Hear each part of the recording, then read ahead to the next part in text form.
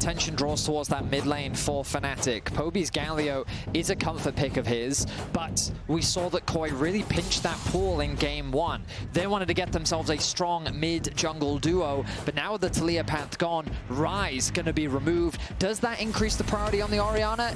It's looking likely the lock-in comes through for Fnatic. Yeah, the Cassiopeia ban said to me that at least Fnatic were eyeing up the potential for the Ryze early, but with the ban, the immediate Orianna pick, and I imagine now we're going to see things like the Xin Zhao, the Wukong for Razork potentially being, unless Elyoya steals away that Wukong there, and sets up for a really strong combo between that jungle and top lane.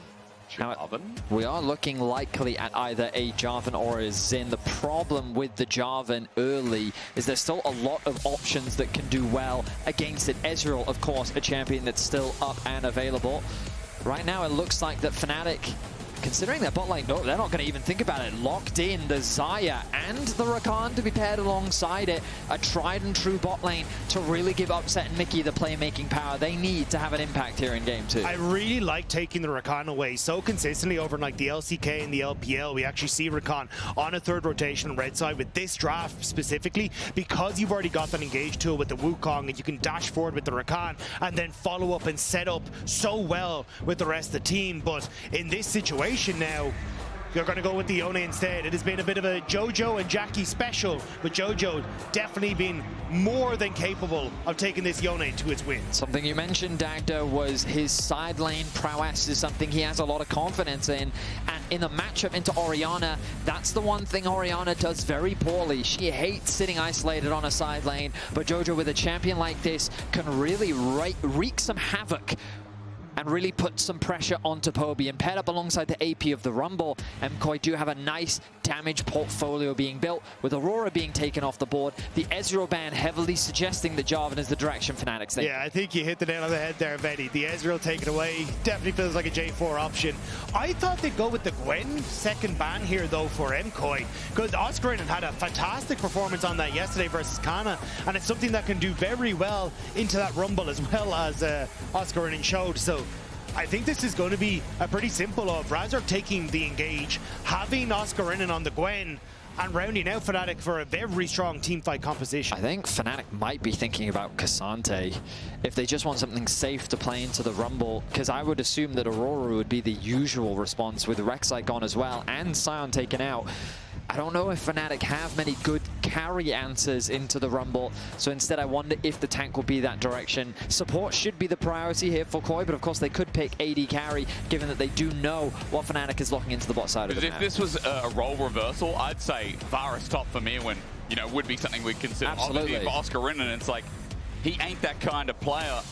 So I like the Cassante mentioned being one of the greatest tanks left available. Engage option for MKOI is rounding out a very solid send it draft, right? There's good tools to start a fight. But the thing is, by not taking the AD carry here, you leave the option to go for Zeri if Razork ends up taking something like the Jarvan. So now they're going to go with the Nocturne Orianna combo instead, actually with the Zeri ban, and it is going to be that tank in the top side.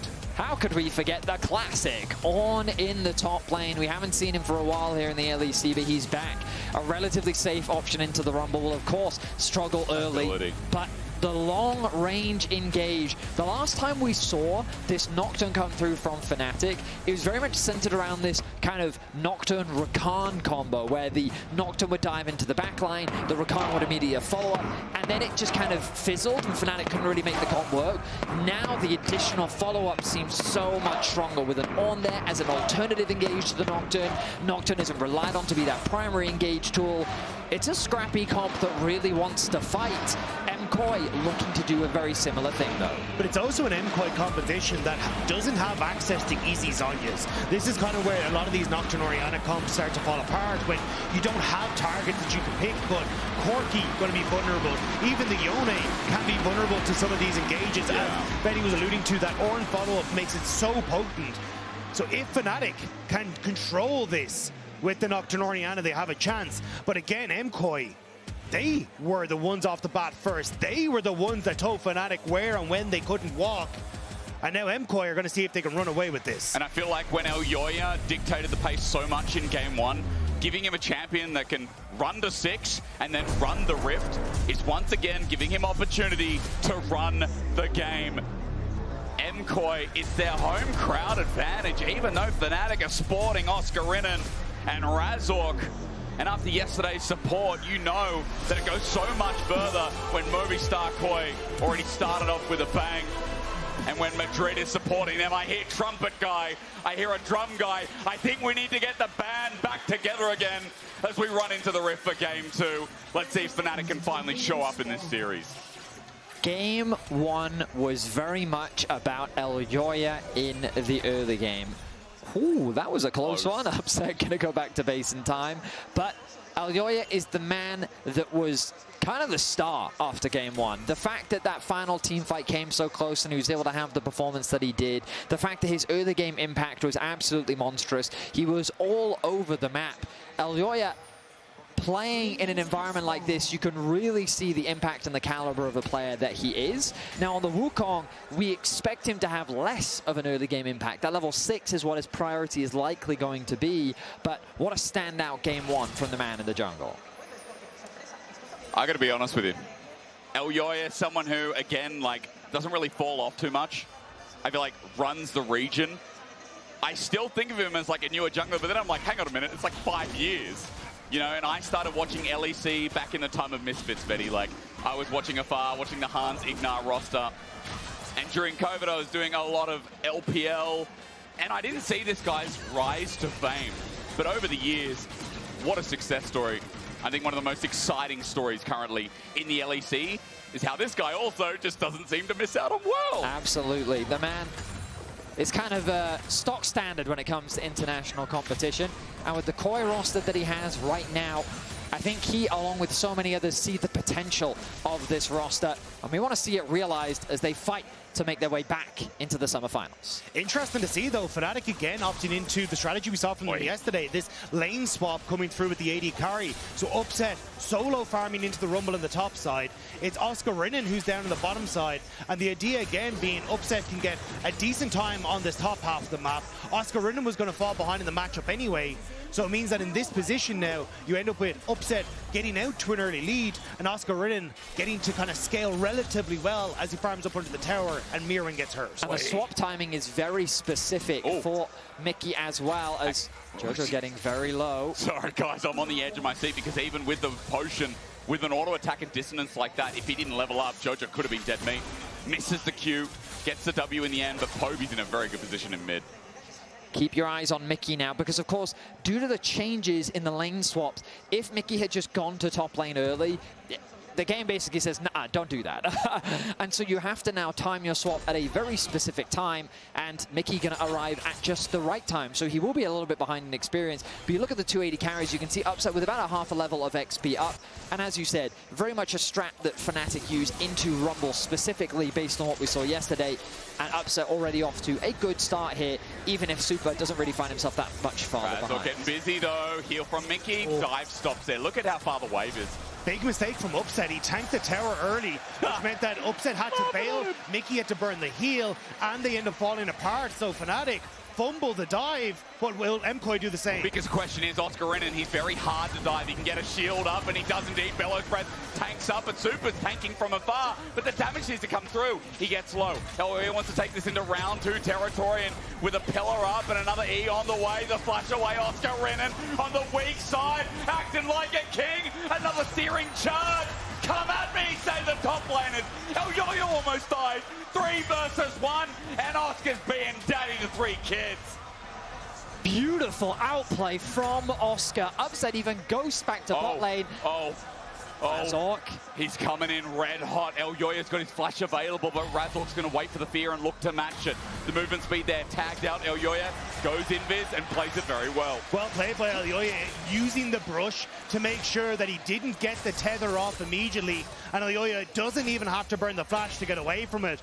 But Oscarinin, fancy footwork in the bottom lane. The man is still locked in. What an outplay from him, navigating through all that CC that KOI was threatening. Upset able to push in this wave bot. Supa likely not going to lose too much off the back of this as he arrives just in time to catch the cannon. The crucial thing, though, is that Myrwn was able to get that CS in the top side. Oscarinin had to forego the CS, so a little bit of a gold lead, even if the experience isn't that big on the top laners. So at least for Myrwn, he's going to be fairly happy with the way things have been going in the early stages. In Fog of War, in darkness, fear spreads. Oscarinin with no summoners. Is this where he could be dead? Elyoya is coming in. He has no knock-up, though. A searing charge out of there. They want to do some damage. Flashing, full committal, overheating, burning down. Myrwn's heat is stronger for first blood. A nice gank from KOI. Elyoya says, hey, it didn't work out the first time, no problem. Let me just try again. And they make it happen. The wave state was very nice for Myrwn. You talked about it earlier, Dagda, that the fact that Myrwn was able to catch that wave, the fact that they could get the wave in a position to make it very awkward for Oscar. He's super extended in the top side of the map, and there wasn't much that Razork could do to help. Well played as MKOI once again draw first blood. And it's very close to going sideways, to be honest. I think if Oscarinin had actually got that brittle proc off for the auto attack, it would have been enough CC for MKOI to actually go down underneath the tower. But again, it's Elyoya kind of dictating the pace of this early stages. And it needs to be on Fnatic now to find some way to take him down. Again, by the way, dictating early game on a champion that has less dictation in early game. Fate is sealed onto Poby at level 6, won't be able to do a thing. Jojo hit what he needed, and Elyoya was there when he needed to be. Again, he's on the board, and again, he's making the differences happen, and that was kind of the one shining light for Fnatic. Poby had opened up a good CS lead for himself, was punishing Jojo, but Elyoya turns that around in favor of Jojo. Elyoya continues to be the star here in this series as he's making his presence known on the map. Early ganks converting into early kills as Razork desperately tries to get 6 as quickly as he can. Poby, good guy Mikyx, keeping the wave safe for him so at the very least he doesn't lose out on too much, but he's such a homie. Jojo getting that kill puts him at a gold lead over his mid lane matchup. Now gents, quick check-in because the early game has been a lot about these overloading dives. It is a small CS lead, or rather gold lead I should say, not really much, but Upset does have something in the bank.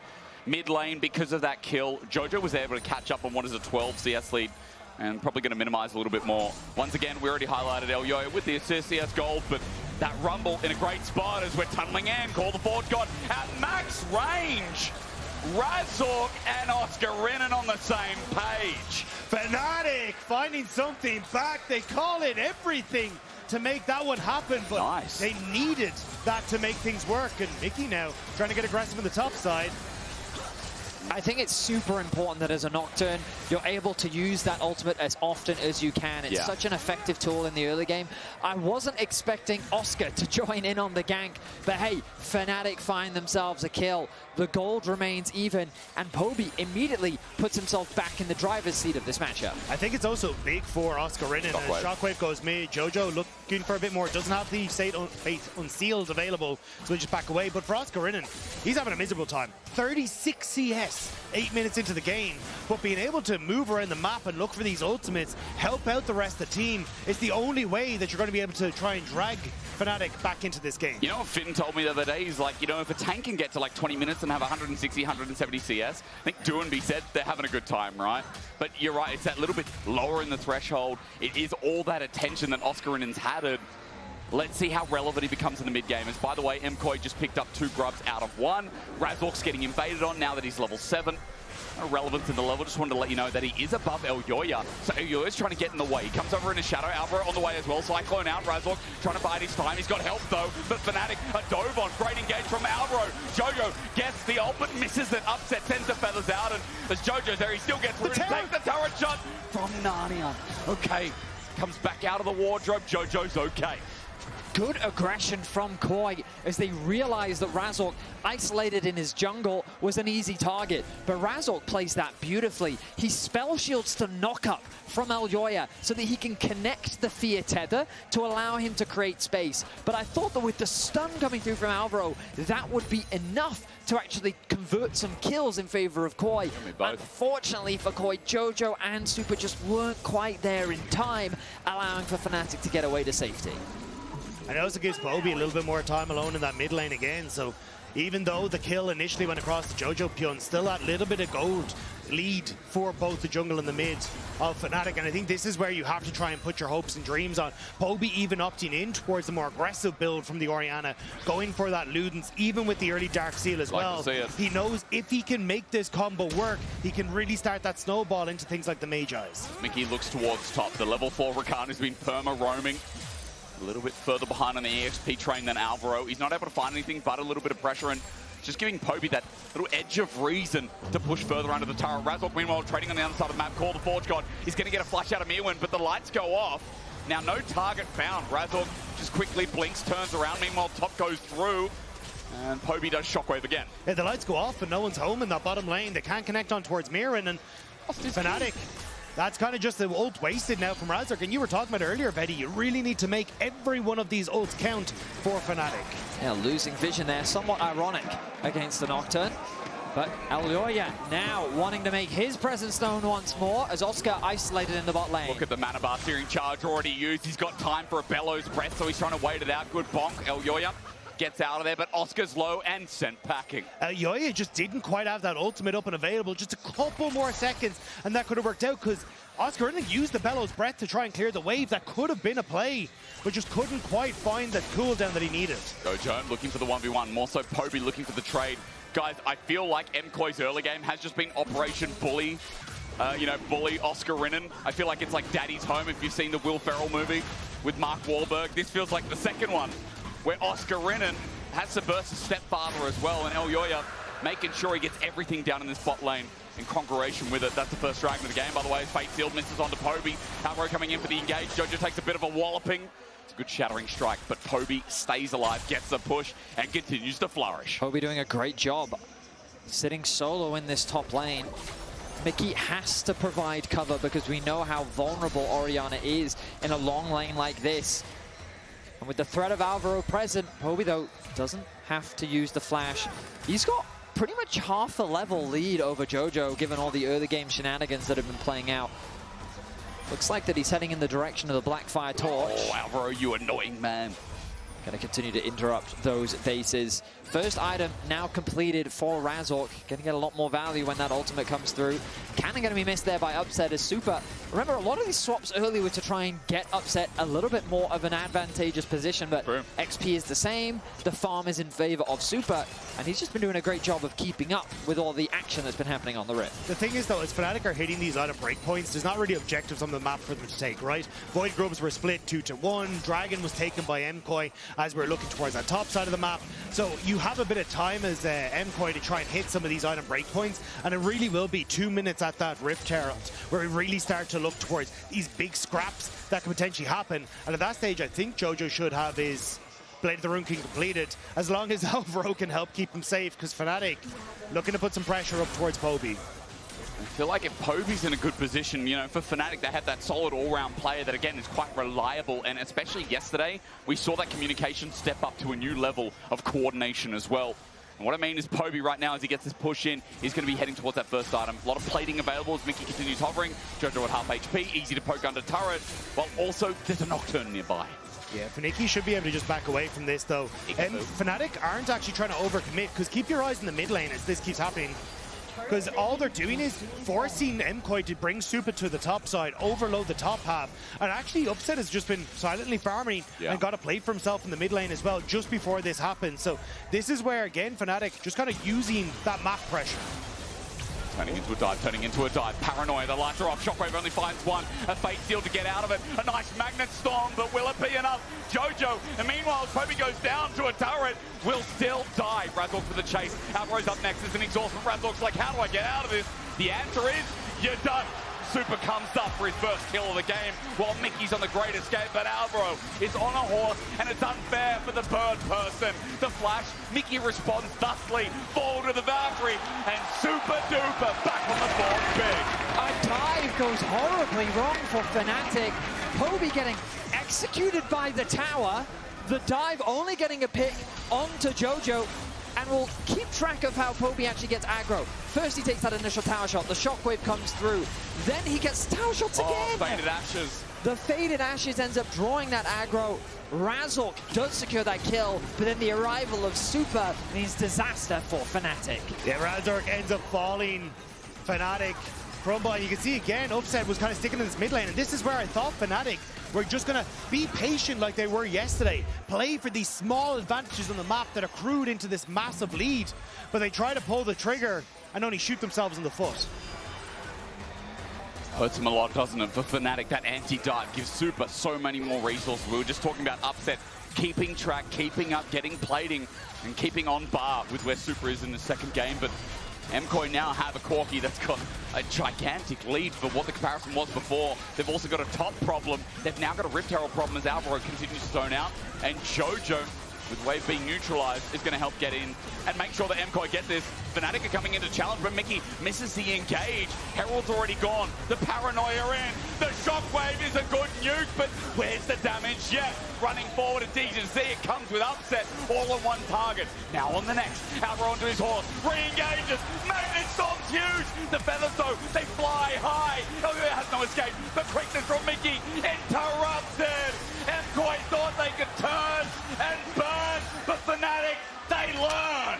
The re-engage from Alvaro was perfect. The follow-up was not.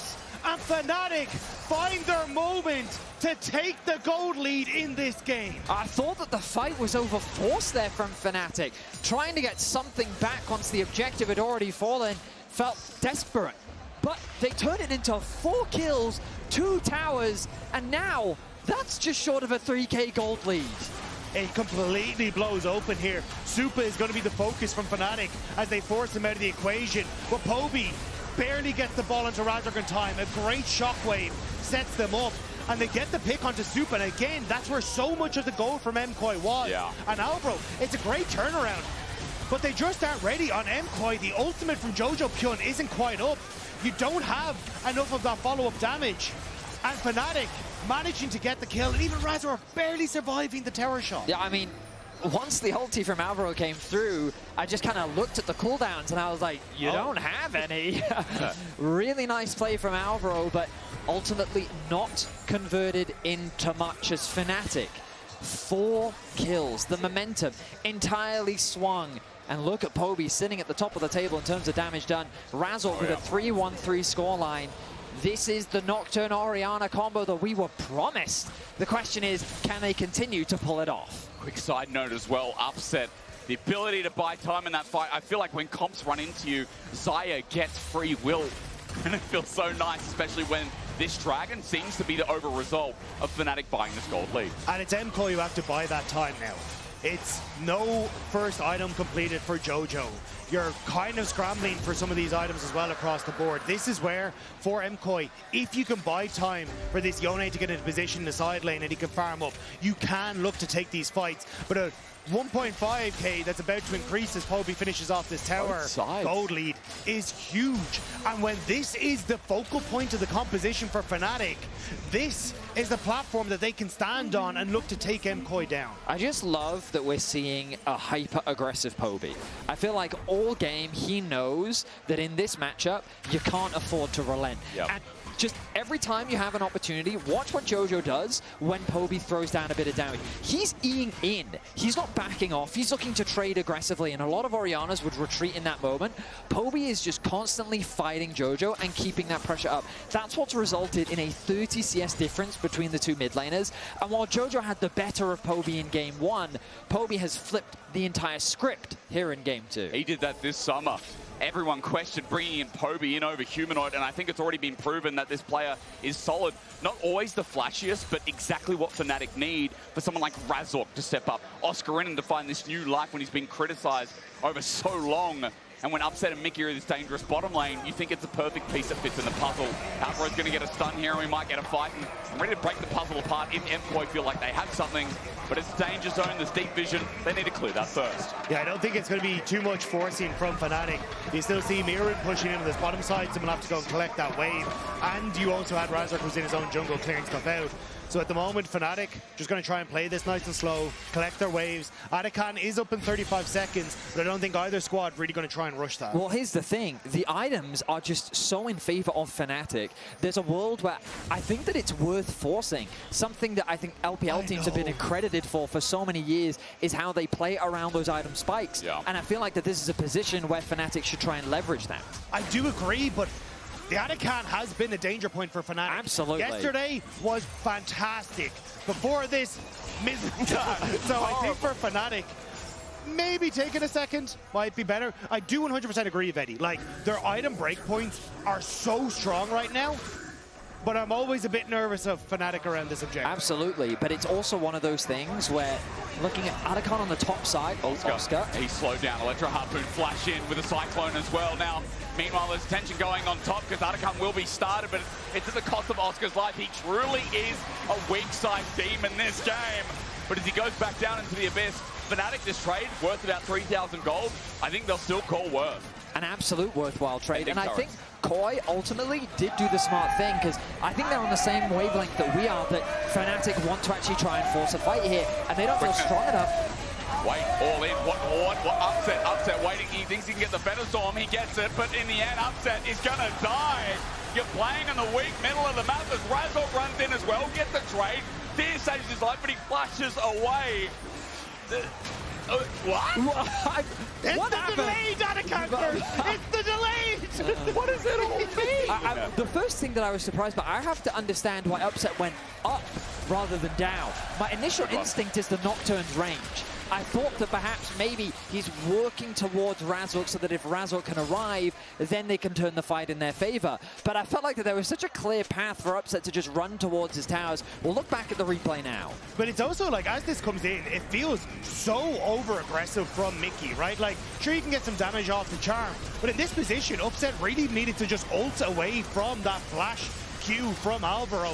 And even here, I think you're right, Betty, like running up into Razork, but Razork didn't have the Orianna ball. Hobie is resetting on the top side. There was no combo. I didn't want to fight, members. I didn't want to fight. That's what he said. Okay, and I can understand also, that's why he didn't preemptively get the flash or the ulti off early, right? It was like, I mean, also, surprise, I guess. Just credit to Alvaro. This man's engages in this game. Bloody the good. first one didn't work out for the team, but still fantastic nonetheless. He finds another one there. And what an angle to find it, too. We've praised him in the past for finding these crazy creative angles, but to dive a mid lane tower when you've got your jungler and top laner on the bot side of the map, just super creative, very well executed, secures MKOI a tower. Remember, Fnatic was sitting at a 2.9k gold lead. Now, that gold lead disappeared. Also buys a bit of time for this Yone finally to catch up, right? This 2k behind Yone needs some items. He got played a little bit ago, now looking towards an IE, it looks like. And if Jojo can finally get into this game and they can solidify those ultis and finally see a Rumble grouped up, maybe MKOI can find an angle into this game overall. It feels like, again, though, MKOI have to give up another dragon to Fnatic to try and enable that for Jojo. And my biggest worry is, by the time we get to another objective, look at the items for Poby. That'll be a Rabadon's death cap that he has completed. And then that combo becomes a deleted member of MKOI. I think that's where they're going to struggle. I do wonder if he goes in the direction of Zhonya's next as well, because that could be the more defensive play, depending on how he's feeling. Whether he feels he needs more damage for the team, and he has the required protection, or whether or not he wants that slightly more defensive itemization at the threat of a dive. You can already see the damage. The damage is good. Yeah. I think it's just the way I see Fnatic winning fights is not like elongated, where Poby survives with his Zhonya's, right? So I think it's just nuke someone and get out. Yep. And I think that's where, if I'm Fnatic, that's where I'm putting a lot of my eggs into that basket. And for Fnatic, they're still covering that golden goose from the top side as they try and get vision and control here for Poby. And it's deep vision as well. Look, they see Jojo. Mickey's got a ball on him as well. Jojo takes the dissonance and it hurts again. All for the red buff to be secured. Elyoya will pick it up, but Fnatic lie in wait, looking for who comes over. Elyoya gets tagged out. Has to use the smite for the Krubs here. And again, it's desperation to get his camps. He's currently sitting 20 CS behind. Just small little interaction there. The Horizon Focus actually providing vision onto Elyoya and the small vicinity, meaning that stealth has ways for Fnatic to counterplay it. Fnatic really testing the limits here in the enemy jungle. Look at Mickey's flank. The TP as well, they want upset. They do, but he has ulti available. He has also got flash and ghost. TP going to be burned. Fnatic, this is deep, but Mickey's on the other side. Everyone's of it. TPing in. Are running away. Top tower's now exposed. And there's no one there. This is easily taken. How far can they take it further? Well, it looks like MKOI want to try and counterpunch in the mid-wave, so how far do Fnatic want to go? The wave doesn't exist, so MKOI, they trade tower for tower. So at the end of the day, TP for TP, tower for tower. I miss base races, I'm just going to say that. I wish we kept going, but I do feel like Fnatic with more members would win in the question mark. Either way, as you said, inner for inner. Baron up in 10. There's the Zhonya's picked up by Poby, choosing to go for the more defensive route. The fact that he just straight up bought that. Man sitting on a ton of gold. Second item finally finished for Jojo as Poby draws closer to level 16. That third point in his ultimate going to be a lot of additional damage for these upcoming fights. Razork also very close to that the GA as well. So I think across the board, Fnatic really starting to hit these break points. And I like this. Just completing your item. No Infinity Edge yet for upset. But Mikyx acting as gatekeeper. Alvaro is there over the wall. He's got an exhaust, not a smite. Myrwn finally going to get involved in a fight at 5k. Turns the lights off to burn down the Baron. He turns it for a kill. Smite out. Fnatic turns to engage in the shockwave. Supa's caught. Flushes out. The exhaust won't save his life. Alvaro with a good engage with their numbers down. Here's Myrwn to burn down. Flush away. Upsets alive into the redemption. He's okay. Elyoya Cyclone doesn't do much on the first attempt. Now the chase continues. Myrwn looking to get out, but he's knocked up against the wall. No chance. Fnatic putting the nails into this game. And this series, once again, like round one, is heating up. Fnatic sneak the Baron right underneath the noses of MKOI, and there's little they can do. Such a fantastic force, and Razork doesn't want to lose the momentum. The Orianna Nocturne combo makes a connection onto Supa and shuts him down. Alvaro with another fantastic engage, but the Zhonya's providing the value for Poby to dodge away from Jojo's ultimate. Upset in the clutch, gets the ulti off, gets the redemption heal as well. Fnatic just outplaying KOI in the fight. Is Razork caught out or not? Elyoya chose his fighters to come back in the replay, but the fear starts us off. Mikyx gets a beautiful knockup. Jojo does nothing. Elyoya doesn't have an ult. Lands on and a three-man from the weak side. King sets up MKOI to die. Jojo in the dirt for 45, and Fnatic are on a roll. Fnatic are finding their fights, they're finding their skirmishes, and they're finding the weaknesses in MKOI's game plan.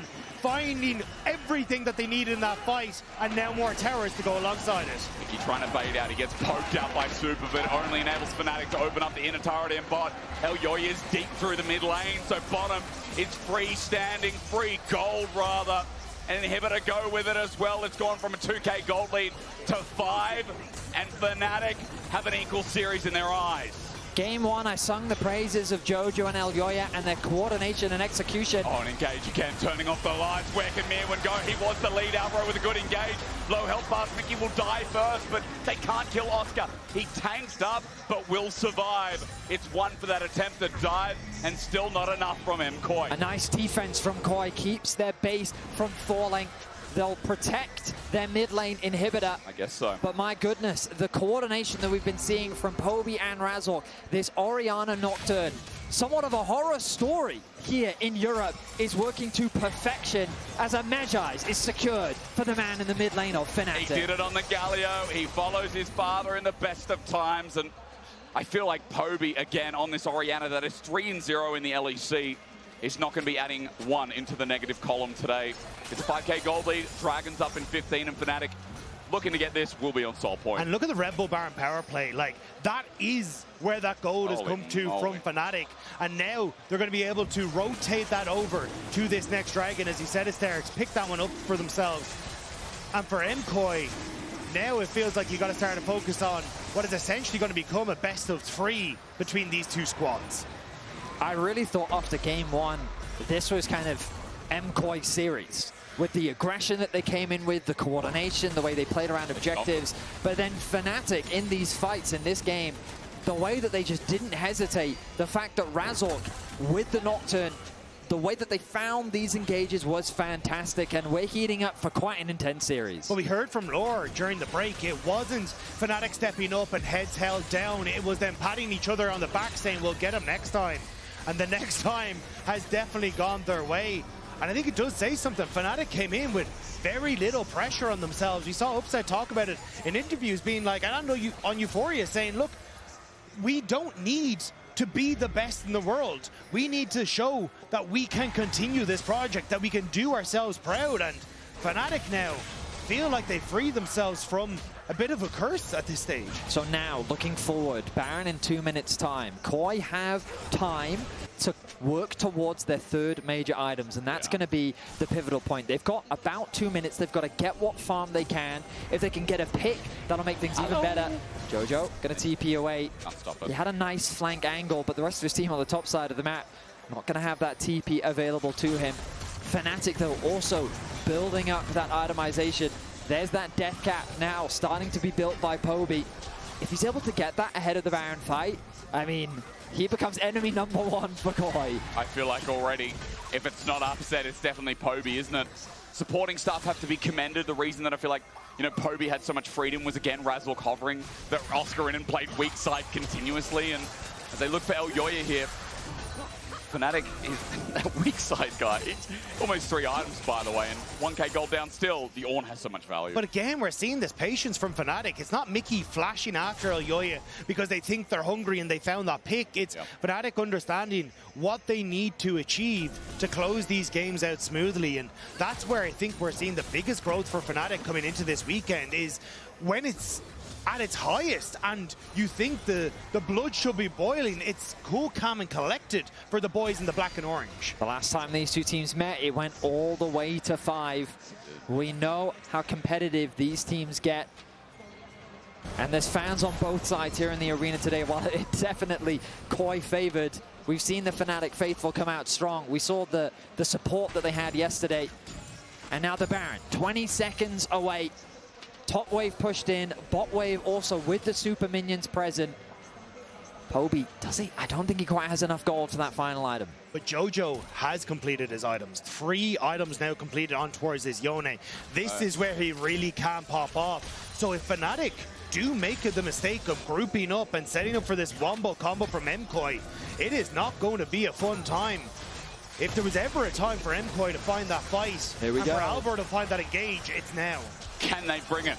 MKOI bring Alvaro at least first. Oscarinin with the zone into a Bellows breath. He gets knocked up and damage is good. He flashes away. Baron down, but an engage a shockwave. That slips by.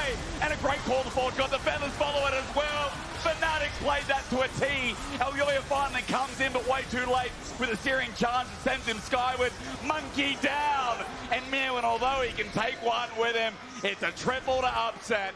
And Fnatic are just on form. It felt like Jojo was CC'd for Infinity. That Infinity Edge did nothing for him in the fight as Fnatic land another beautiful combo and are looking to equalize the series. And it was the drive-by for Poby. Razork's going after Supa and just knocks 2 members of MKOI down as he goes for it. It does feel like the clutch factor is winning games today. Much like yesterday, Fnatic are showing up. And we equalize in Madrid. We couldn't ask for more. A dominant game 1 from KOI, an immediate bounce back from Fnatic. This series is heating up, and both these junglers, both these mid laners are going back and forth like nobody's business.